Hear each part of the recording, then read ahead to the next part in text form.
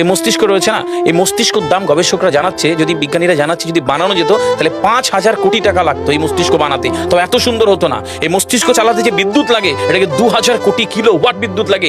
একটা মস্তিষ্ক পুরো বাংলাদেশ চলে যাবে, আর কিছু বিদ্যুৎ বাইরের দেশে বিক্রি করে এই দেশ টাকা রোজগার করতে পারে। এই আপনি চিন্তা করেন যে শিরোপোষের এগুলো, একটা তারের হেডফোনকে পকেটে দেবেন আর বের করবেন, দেখবেন ছাড়াতে হচ্ছে, তাই না? চুরি জানা এই পুরো শরীরের মধ্যে এরকম জড়ানো পেছনে যত শিরা আছে না, এই শিরাগুলোকে বলা হয় খুলে খুলে রাখা হলে 11 একর জমি লাগতো, 11 একর জমি লাগতো।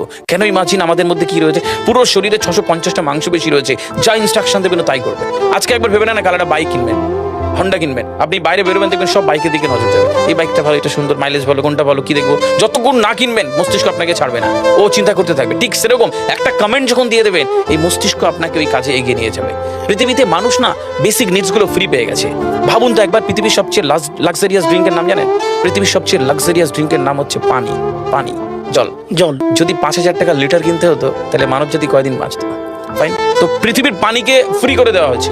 অক্সিজেন, একটি গবেষণা জানায় সারাদিনে একটা মানুষ যত অক্সিজেন নেয় এটি টাকা দিয়ে কিনতে হতো তাহলে 3.5 লক্ষ টাকা লাগতো একদিনের। শুধু রাত হয় বলে আপনাকে কত টাকা ইলেকট্রিসিটি বিল দিতে হয়, তাই না? ফ্রি পেয়েছি। আমরা সারাদিনে যতবার অক্সিজেন নিই, শ্বাসটা নিই, 17,609 থেকে 23,608 বার। এই যার একবার দমের কষ্ট সে জানে একবার শ্বাস নিতে কত। তাহলে বেসিক নিডসগুলো তো ফ্রি, আর বাকি জিনিস আল্লাহ সুবহানাহু ওয়া তাআলা দিয়ে দিয়েছে। আপনার আমার জন্মের সময় সব দিয়েছে, একটা উইল পাওয়ার ঢুকিয়ে দিয়েছে, যেটাকে বাংলা ইচ্ছা শক্তি বলে। এই ইচ্ছা শক্তির বলে আপনি এখান থেকে বেরিয়ে কারো বলে চুরি ধরতে পারেন, আবার অভুক্ত মানুষকে একবেলা খাওয়াতে পারেন। এই দুটোর জন্য আপনার বিচার হবে আর আপনার জীবন একদিকে যাবে। বুঝতে পারে, ফিল করতে কেন দেওয়া হয়েছে। আমরা বেশিরভাগ মানুষ দেখবেন নামাজে দাঁড়ানোর সময় চিকন একটা ঘেমো গন্ধওয়ালা পোশাক করে নামাজে দাঁড়ায়, বিয়ে বাড়ি যাচ্ছি হেভি ফিটফাট করে। কখনো এটা ভেবে নামাজে দাঁড়ায়নি যে আল্লাহ সুবহানাহু ওয়া তাআলার সামনে দাঁড়াচ্ছি, যিনি আমাকে সৃষ্টি করেছেন, আমার রবের সামনে দাঁড়াচ্ছি। এই ফিলটা হয় না। আমি সিজদায় গিয়ে বলি সুবহান রাব্বিয়াল আলা, ও ঢাকায় নামাজ পড়ছি আর ঢাকুরিয়াতে রয়েছে আমার মন, কেন মানে বুঝি না।